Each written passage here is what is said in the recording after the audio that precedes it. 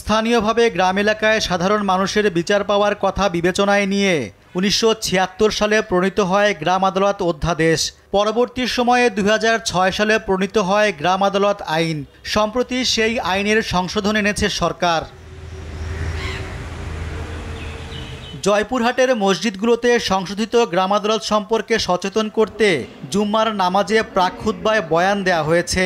এর আগে 30 জুন জেলা প্রশাসক এ সম্পর্কিত একটি নির্দেশনা পাঠায় ইসলামিক ফাউন্ডেশন জয়পুরহাট বরাবর।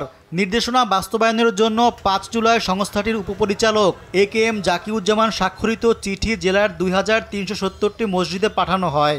একটি আইন পাস হয়েছে, এই আইনটা আমাদের এই সমস্ত দায়িত্বগুলো সহজে নিষ্পত্তি করার জন্য সহায়ক হয়। আমি এটা বলে আপনারা একটু লক্ষ্য করবেন। এদিকে গ্রাম আদালতের নতুন আইনকে স্বাগত জানিয়েছে গ্রামবাসী। বিশেষ করে খুতবায় এ সম্পর্কে জানানোয় সরকারের প্রতি কৃতজ্ঞতা প্রকাশ করেছেন মুসল্লিরা। আজকে মসজিদে এসে খুতবার সময় শুনতে পারলাম যে সরকার কর্তৃক যে আইনটা হয়েছে গ্রাম আদালত, এই আইনটা এই প্রত্যেকটা মসজিদে খুতবার মাধ্যমে জানাই দিল যে গ্রাম আদালতের ছোটোখাটো যে বিরোধগুলো, এই বিরোধগুলো 3 লক্ষ টাকার নিচ পর্যন্ত বিরোধগুলো গ্রাম আদালতের মাধ্যমে সম্পূর্ণ নিষ্পত্তি করা হবে, যেগুলো দেওয়ানি বা ফৌজদারি মামলায় অন্তর্ভুক্ত হবে না। গ্রাম আদালতে যে ঝামেলাগুলো হয়, গণ্ডগোল হয়, সেগুলো নিষ্পত্তি কিন্তু ইউনিয়ন পরিষদের যে আমরা করতে পারি।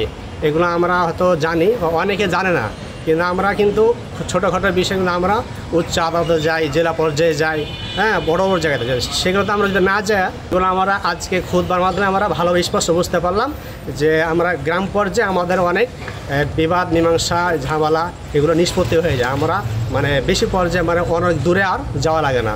সরকারি নির্দেশনা অনুযায়ী জেলার সকল মসজিদে সম্প্রতি সংশোধিত গ্রাম আদালতের কার্যক্রম সম্পর্কে জানানো এবং গ্রাম আদালতের বিচার কার্যক্রম আরও গতিশীল করতে মসজিদে খুতবায় অবহিত সহ বিভিন্ন কর্মসূচির উদ্যোগ নেওয়া হয়েছে বলে জানিয়েছেন স্থানীয় সরকার বিভাগের উপপরিচালক সরকার মোহাম্মদ রায়হান।